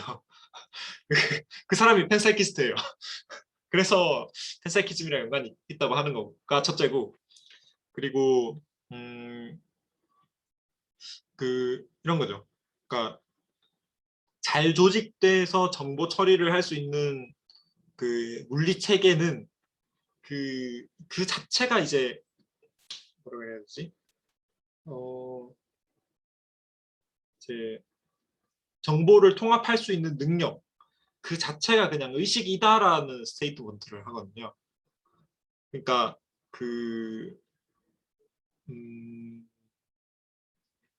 그렇다고 하면 사실은 그 정보 통합할 수 있는 능력이라는 말 자체가 이제 그 비생물학적으로도 구현될 수 있는 무언가이고 그리고 뭐 물론 이제 IIT에서는 어떤 스레숄드를 찾으려고 하고 이제 그 파이 값이 얼마인지 그 정보 통합 지수를 이제 파이라고 얘기를 하는데 이제 그 계산 방법은 복잡하지만 이제 그게 뭐 어떤 스레숄드를 넘기면 이제 우리가 일반적으로 생각하는 의식이라는 게 있다라고 얘기를 하려고 하고 그런 파이 값을 찾으려고 하는데 기본적으로는 뭐 비물리적인 비생물학적인 뭐 어떤 그 논리 회로나 뭐 이런 것들도 이제 정보 통합만 잘 할 수 있으면 이제 의식 그 자체로 그냥 의식이 있다라고 정의를 해버리기 때문에 그런 측면에서는 이제 그 스레숄드가 어딘지 모르기 때문에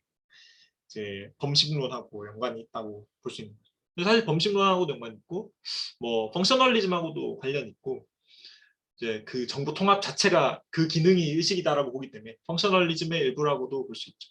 그리고 정보라는 걸 중시한다는 측면에서는 뉴트럴 모니즘이라고 보는 시각도 있어요.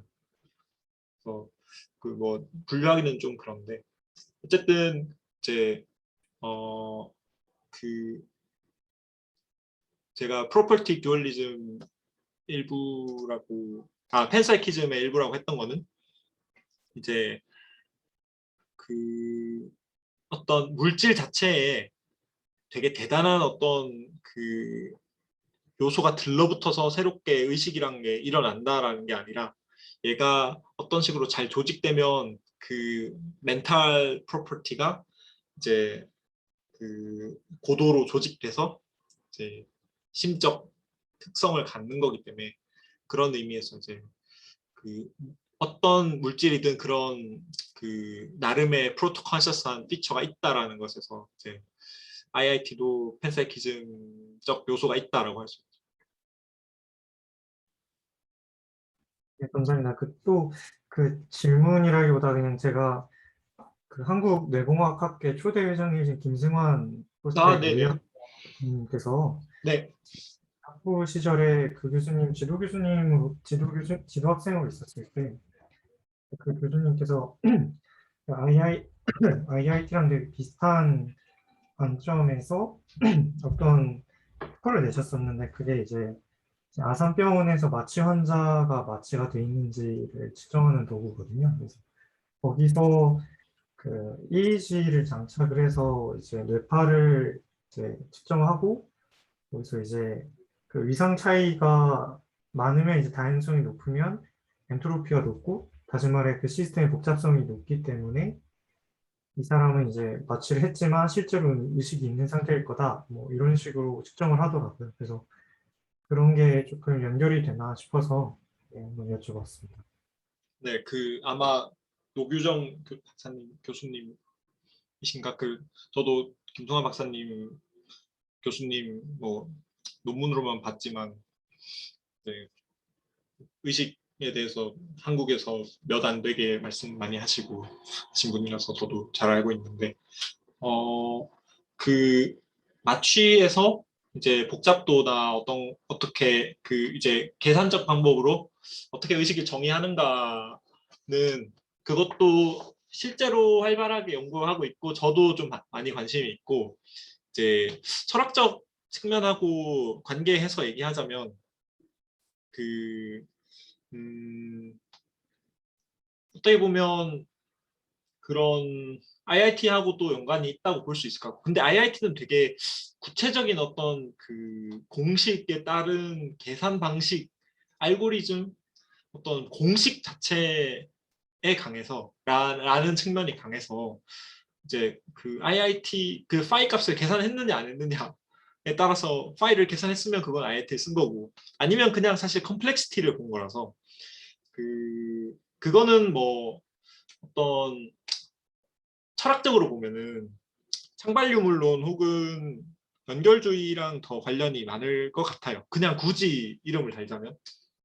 왜냐하면 이제 그 의식이라는 게 뇌가 잘 이렇게 그 활성화돼서 어떤 거대 패턴을 보이고 이제 셀들이 모여서 서킷을 이루고 서킷이 모여서 그 위전이 되고 위전이 막 디폴트 모드 네트워크나 뭐 이런 그 홀브레인 규모의 다이나믹스를 보이면 그게 의식이다라는 게 그 현대 커뮤니티브 뉴로사이언스의 기본적 가정인데 약간 임플리시트한 가정인데 그거는 뭐 그 철학적 오리진을 찾자면 이제 그런 식으로 이제 그 한층 한층 고등한 피노미나가 일어난다라는 것에서는 창발이라고도 볼 수 있고 또 이제 그런 연결망 상태 이런 식으로 액티베이트 되고 있는 상태가 곧 의식이다라고 정의한다는 측면에서는 뭐 제가 자세하게 얘기 안 하긴 했는데 연결주의하고 조금 관련이 있을까 노드로 막 분석하고 하니까 그거는 그런 사고가 깔려 있다고 말할 수 있을 것 같습니다. 네, 답변 감사합니다. 그 한 가지만 더 아, 질문드려도 될까요? 네네네. 다른 것은 아니고 그 칼스 바이오민 내공학과 이상원 교수님께서 이제 바이오민 뇌 쪽에서 인공지능을 연구하시는 교수님으로 알고 있었는데 제가 친구한테 듣기로 이제 해외에서도 2010년 초반에 인공지능 연구의 주류가 이제 이 바이오 쪽에 있는 뉴로몰픽적인 어프로치가 굉장히 조금 인기가 많았던 걸로 알고 있었어요. 근데 현재 그 인기가 좀 식었다고 듣기했는데 그게 다른 것이 아니라 결국에는 그 정신적 상태랑 물리적 상태가 동일하냐 아니면 의존하냐라는 관점에 따라서 의식을 연구하는 그 학문 분과 자체가 달라질 거라는 생각이 들어요. 예를 들어 만약에 정말로 정신적 상태가 물리적 상태와 동일하다, 완전히 동일하다는 가정을 하면 우리는 의식을 연구하기 위해서는 뇌나 아니면 그런 신경계에서 일어나는 그런 걸 연구해야 될 텐데 근데 또 인공지능 연구는 이제 현대에 와서는 컴퓨터 공학과에 속해 있잖아요, 민마에서. 근데 그거는 또 그 나름의 이유로는 정신적 상태가 그 뉴런들 사이의 어떤 네트워크, 그 정보 처리라는 그 물리적 상태가 아니라 그 물리적 상태에 어떤 의존하는 상태일 뿐이지 그 물리적 상태를 다른 기호로 표현할 수만 있다면 우리가 그걸 컴퓨터나 또 정보 처리 관점에서 보겠다는 건데 그렇게 또 보면은 또 재밌는 게 그 정신적 상태와 물리적 상태가 같냐, 의존하냐라는 데에서 아까 지적하신 정보가 무엇이냐라는 관점이 굉장히 중요할 것 같거든요. 그래서 지금 뭐 제가 잘은 몰라서 그 바이오민 내 쪽에서 의식을 연구하시는 분들은 정말로 그런 이게 동일론의 입장이죠. 심신 동일론 그 마인드 바디 아이덴티티 이론일 텐데 그래서 정신적 상태와 물리적 상태가 동일하다고 보고 진짜로 연구를 하시는 건지 아니면 어느 정도 기능주의의 입장을 수렴을 하고 그 정보 철학에 대한 관점이 조금 다양하게 있으면서 정신적 상태가 그 물리적 상태와 완전히 동일하다고 보진 않는지 그 부분이 좀 궁금합니다. 뭐 학자마다 입장이 다를 것 같고 이제 그 제가 이해한 게 맞다면 이제 그 바이오로지적으로 뇌 기능을 연구할 때 어떤 시각을 취하냐라는 질문으로 제가 이해를 했는데 일단 제가 알기론 별 관심이 없어요. 그냥 신경을 안 써요. 그리고 기능으로 환원해서 보기 때문에 그러니까 환원주의가 맞는 것 같고 의식이라는 키워드 자체에 다들 큰 관심이 없거나 두려워하거나 별로 혹은 그걸 다룰 수 없는 그걸 다루기엔 좀 부족한 기억이라든지 그냥 충분히 아무 물리계나 할 수 있는 기능을 봐요. 그래서 그리고 그러지 않으면 좀 그 약간 비 뭐라 그러지? 비전통적인 그 연구로 보고 그래서 그런 전통이 좀 있고요. 제 생각에는 그렇지만 뭐 예를 들어서 웨이크풀니스나 이제 아까 뭐 웨이크풀니스나 여러 차이 말씀드렸지만 행동학적으로 얘가 잤다가 깬다 뭐 정신을 잃었다가 깬다 뭐 이런 것들은 홀브레인 측면에서 우리가 통제할 수 있는 무언가고 또 이제 버벌리 이런 식으로 뭐 예를 들어서 뭔가를 봤냐 못 봤냐 뭐 이런 것들은 우리가 실험을 할 수 있는 거니까 이제 그런 그 관심은 있는데 이제 레포트 할 수 있는 방법이 몇 개 없기 때문에 이제 그것 때문에 이제 분석할 수 있는 방법도 제한되는 것 같고요. 심리학 쪽에선 그렇고 이제 뉴로사이언스적으로는 컨센서스라는 게 정의가 되지 않은 상태니까 되게 그것과 관련된 이제 어텐션이나 메모리나 아니면 퍼셉션이나 이런 것들로 나눠서 얘기를 하죠. 그래서 별 입장이 없다라는 게 답일 것 같아요. 제가 감히 말하자면. 어, 어, 저희 모임에도 뭐 생물학 박사하고 계신 분도 계신데 구동준 님이 이제 뉴로사이언스 박사하고 계신데 이제 그분도 뭐 이제 이 모임에서 이렇게 하면서 되게 새롭게 바라보게 됐다는 말씀도 많이 하시고 이제 그 쥐가 예를 들어서 무슨 레이저를 쐈을 때 이제 옵토제네틱스나 이런 걸로 어떤 뇌 부위를 켰을 때 어떤 일이 일어날까? 쥐는 어떤 행동을 하는데 그 쥐가 뭘 느낄까라는 것에 대해서 종종 연구가 있고 그걸 구동준님이 저번에 발표하시긴 했는데 대부분은 그냥 그 기능에 초점을 두고 논문을 쓰죠. 기억했느냐, 뭐 행동을 어떻게 했느냐 가지고 얘기를 하죠. 네, 답변 감사합니다. 네. 혹시 다른 분들 질문 없으시면 한 번만 질문 드려도 될까요? 괜찮으시면 하나만 드리겠습니다. 네네네. 다른 것은 아니고 지금 결국에 하고자 하는 것이 의식에 대한 논의가 과학적 논의가 되기 위해서 노력하고 있는 거라고 생각이 들거든요. 근데 이제 과학적 논의가 된다 뭐라고 하면은 이제 뭐가 도대체 과학적 논의냐라고 할 수 있겠지만 대부분의 이제 과학 철학자들이 동의하기로는 기본적으로 데이터가 있어야 되잖아요. 그리고 그 데이터로부터 우리가 추상화시킬 수 있는 어떤 엔티티가 있고 그 엔티티들끼리의 관계를 우리가 이제 논리적으로 검증을 해서 클래스를 잡고 그 클래스 간의 관계를 생성하는 이제 모델을 만들고 그 성공한 모델들을 갖고 우리가 이론이라고 이제 이야기하는 거에 이제 대부분 동의하던데 오벌튼의 과학 이론에 대한 건데요. 다른 것은 아니고 제가 궁금한 것은 결국에 우리가 의식을 연구하기 위해서 어떤 데이터가 필요할까? 그리고 그 데이터를 어떻게 이제, 그러니까 네, 그죠. 그래서 데이터가 어떤 게 필요하다고 생각하시는지.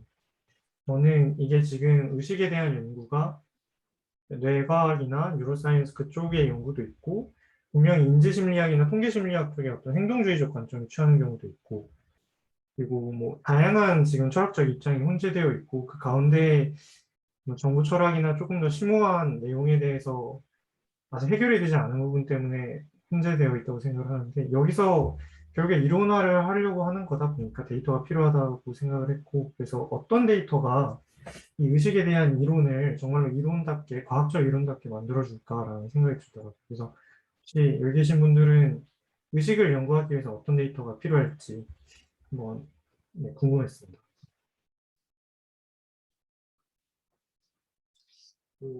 뭐 각자 생각이 있을 것 같은데 도현님 생각은 어떠세요?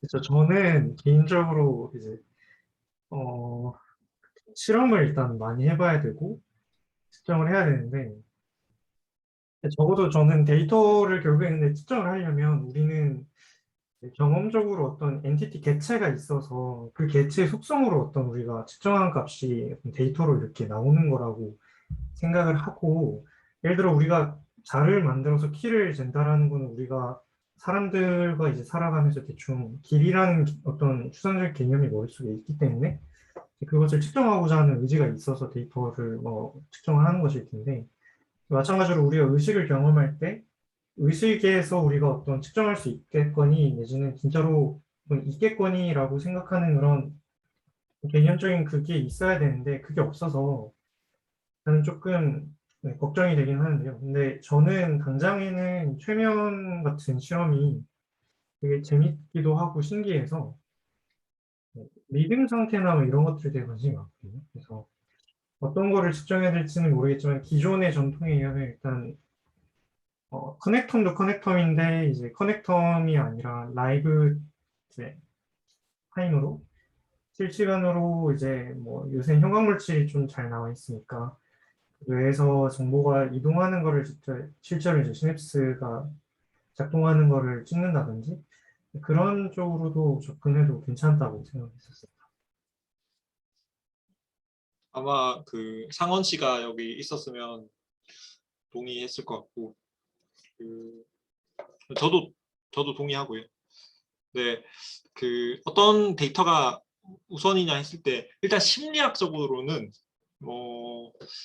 일단 가능한 유일한 데이터가 인트로스펙션 아니면 비헤이비어니까 일단 주어질 수 있는 거는 비헤이비어란 거는 행동도 포함하지만 이제 브레인의 비헤이비어 약간 액티비티 같은 것도 포함하는 말이고 그러니까 그 개체나 뇌의 그 논리적 변화랑 그리고 그 사람이 뭘 느꼈는지 그냥 말하는 거. 뭐 그것도 비헤이버의 일부지만 이제 사람 대상으로 실험은 그런 걸 할 수 있겠죠. 그러니까 일단 인트로스펙션, 그러니까 이 피험자가 반추해서 아 내가 이걸 느꼈지 해서 얘기하는 거가 사실은 심리학의 제일 근본이고요. 그리고 대부분의 연구들이 사실은 되게 중요한 연구들, 스플릿 브레인이나 이제 아니면 디소시에이션이나 이런 것들, 암네시아나 그런 것들 다 사실은 인트로스펙션 연구고, 그래서 그런 것들이 일단 여태까지는 많은 역할들을 해왔다고 생각해요. 근데 이제 홀브레인 찍으면 당연히 좋을 거고 커넥톤 보면 당연히 좋을 건데 그런 것들이 이제 necessarily 의식을 말해줄까는 그거는 뭐 아니라는 주장도 있는 것 같아요. 근데 저는 일단 바이올로지스트로서는 당연히 그런 걸 다 보면 될 거다라는 그 실제론적인 입장이고요. 네, 저 개인적으로는 이제 그 의식의 켜고 꺼짐과에 관심이 많아요. 그래서 그 이제 브레인이란 게 이제 어떤 식으로 동작할 때 우리가 깨어 있음을 경험하는 건데, 그게 그럴 때 굉장히 뉴로바이올로지컬하게 스페시픽하게 살라무스랑 브레인의 어떤 리전이 어떤 식으로 상호작용하고, 또 어떤 제가 이번 주말에도 금요일에도 발표할 내용이기도 한데 어떤 리셉터를 막으면 얘가 의식이 켜졌다가 꺼지기도 하고, 그런 되게 스페시픽한 분자적인 요소들이 있단 말이죠. 그 의식의 되게 큰 부분을 껐다 켰다 하는 이제 그런 것들이 일단은 키 팩터가 되지 않을까. 물론 그게 의식이다라는 얘기는 아니지만 뭔가 그 되게 키가 되는 그 정보의 흐름 혹은 셀룰러 액티비티의 열쇠가 되어주는 그 키이지 않을까라는 게 저의 생각이고 전략이에요. 지금은. 왜냐하면 홀브레인을 다 보는 거는 지금은 너무 하등동물에서만 가능해서 그게 이제 다 한다고 해도 사실은 좀 분석하기도 좀 그렇고, 그리고 연결망을 잘 모르는 이상 연결망하고 그 액티비티를 동시에 보는 방법은 없거든요. 지금은 그게 물리적으로도 좀 어렵고, 그러다 보니까 그냥 로 데이터가 있다고 해서 얘가 어떻게 되는지 뭔가 알기가, 그런 분석 방법이 아직 여의치가 않아서 이제 그런 거를 시도하려는 분들이 이제 조금 계신 것 같고, 이제 상헌이도 그런 쪽에 관심이 많고, 그래서 상헌이랑도 제가 많은 대화했었는데 하여튼 상헌 씨는 그쪽에 관심이 있는 것 같아요. 그래서 나중에 기회 있으면 얘기하면 재밌을 것 같아요. 네, 감사합니다.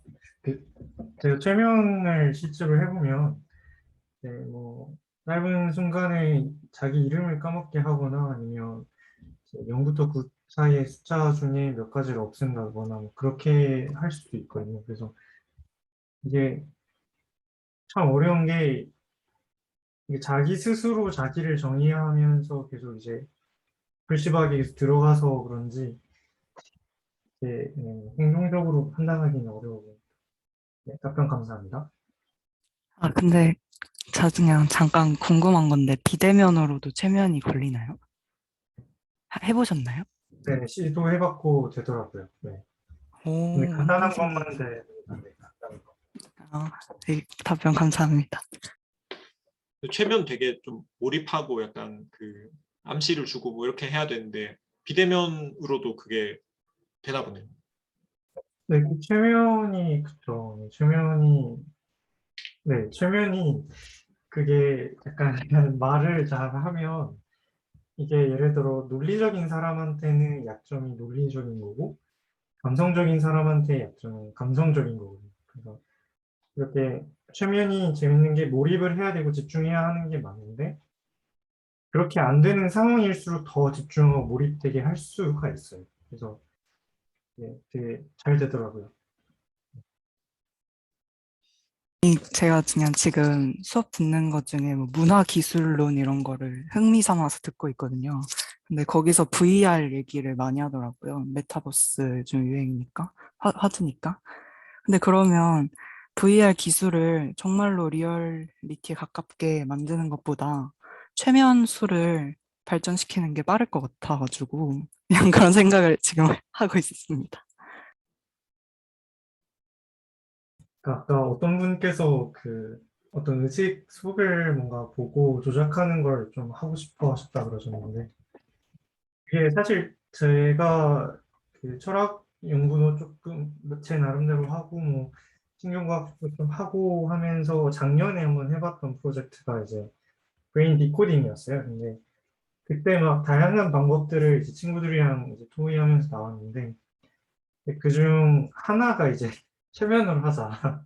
네, 그거였는데 그게 이제 과학적으로 의심을 많이 받죠. 왜냐하면 최면 자체의 원리가 아직 과학적 설명이 안 된다고 일단 알려져 있어요. 일단 2015년도나 2018년도 정도에 계속해서 최면의 원리에 대한 일단 정신과 의사나 신경외과 쪽 저널이 나오긴 하는데, 그걸 읽고 약간은 아직은 조금 완벽한 과학적 설명이라고 보기 힘들어서, 그래서 뭐, 그 당시에 뭐, 아마 최근에 테드에서 봤던 것 같아요. 제가 먼저 시도해보고 싶었는데, 분명히 이건 돈이나 피실험자가 반드시 필요하기 때문에 못했지만, 대표적으로 뭔가 사람의 말이, 어떤 사람이 머릿속을 떠올리고 있는 언어를 디지털라이징 한다라고 하면은, 이제 우리가 뇌를 직접 들여다보지 않고, 미세한 근육의 떨림이나 성대 주변에 이제 근육 떨림으로 굉장히 높은 정확도를 맞출 수 있거든요. 그 정도로 테드에서 시연하는 중국 학자의 저널이었던 것 같은데, 그것도 아마 있을 거고요. 그리고 그 뇌 안에서 제가 그때 벤치마킹 했던 논문 같은 경우는 이제 두개골을 열긴 여는데 두피에다가 붙이는 이미지를 가지고 그 LSTM이라는 굉장히 이제 시계열 데이터에 조금 특화된 인공지능 알고리즘 적용을 해서 꽤 높은, 통계적으로 좀 유의미한지는 조금의 트랙이 있는 것 같아서 확실하지 않지만 일단 네이처에 등재된 논문이어서 그 알고리즘을 적용을 했을 때 굉장히 높은, 굉장히 적은 훈련량과 훈련량에도 불구하고 굉장히 높은 성능으로 디코딩을 해냈었거든요. 그래서 그런 걸 또 보면은 이쪽 시도가 괜찮겠다라는 생각을 하게 돼서, 근데 또 그 시도가 정확하게는 이제 뉴럴링크가 이제 이번에 만든 칩, 그거는 똑같은 시도죠. 네. 근데 저도 네, 그 최면을 한 세 번째 순위로 두긴 했었어요. 네. 왜냐면 믿게 하면은 네.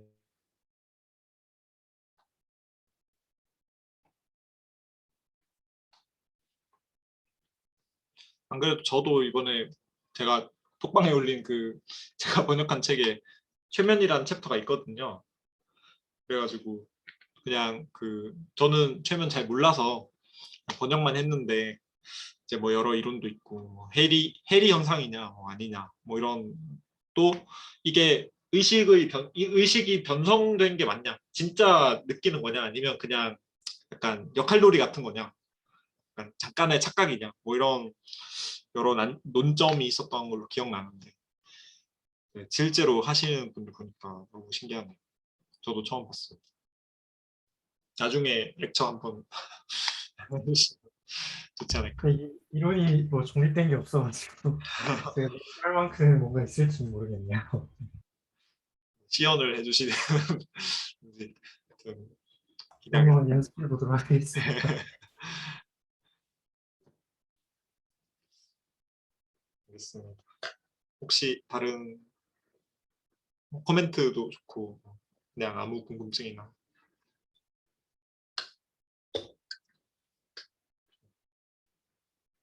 그냥 단순하게 그 용어에 관한 아, 네네. 궁금증인데 아까 그 퀄리아라고 하신 게 그 보라색으로 뭐 이렇게 그 피겨 하나 있었잖아요.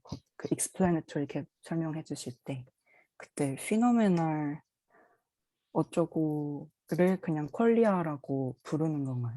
그 빨간색 박스 부분을요. 네. 네네네. 그러니까 그 이제 조금 말로 하기 조금 애매해서 그런데 그 현상적 경험의 질적 속성이라고 사전에 나올 것 같은데요.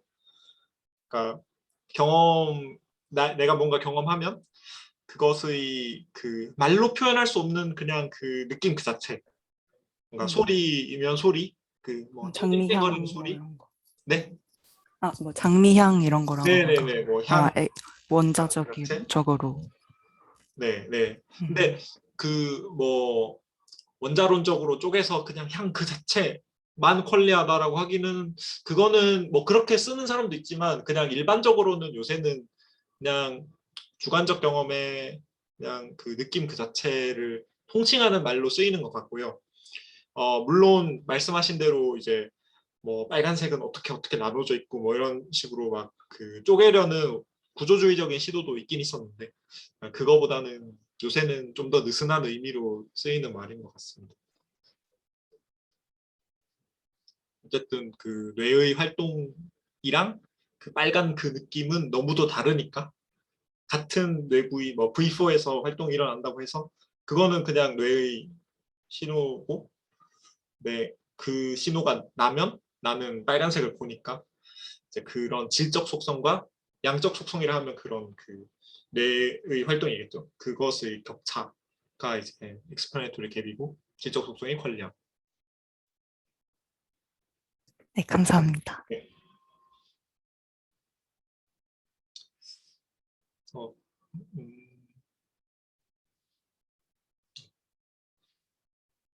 질문이 더 없으면 이 정도에서 마무리하면 될 것 같고요. 거의 딱 이제 다행히 질문 응답이 좀 있어가지고 12시를 채웠습니다. 그래서 늦은 시간에 다들 감사하고 같은 시간에 한 2번 정도 더 하면 좋을 것 같아요. 그래서 그 이제 저희가 앞으로 뭐 모임에서 사실 모임에서 다 다룰 기본적인 내용들을 요약하는 느낌이고 여기서 이제 출발해서 각자가 관심 있는 분야를 찾아 나가시면 될 것 같다는 생각이고요. 그래서 제가 그 말씀드린 내용 중에 분명히 틀린 게 있을 거고 뭐 잘못된 것도 있을 텐데 너그러이 봐주시고 네, 앞으로도 이제 일단 뭐 금요일에 다음 모임이 있겠지만 이제 앞으로도 여러 가지 논의를 같이 할 수 있으면 좋겠습니다. 오늘 너무 감사했고 그러면 다음에 뵙도록 하겠습니다. 고맙습니다. 감사합니다.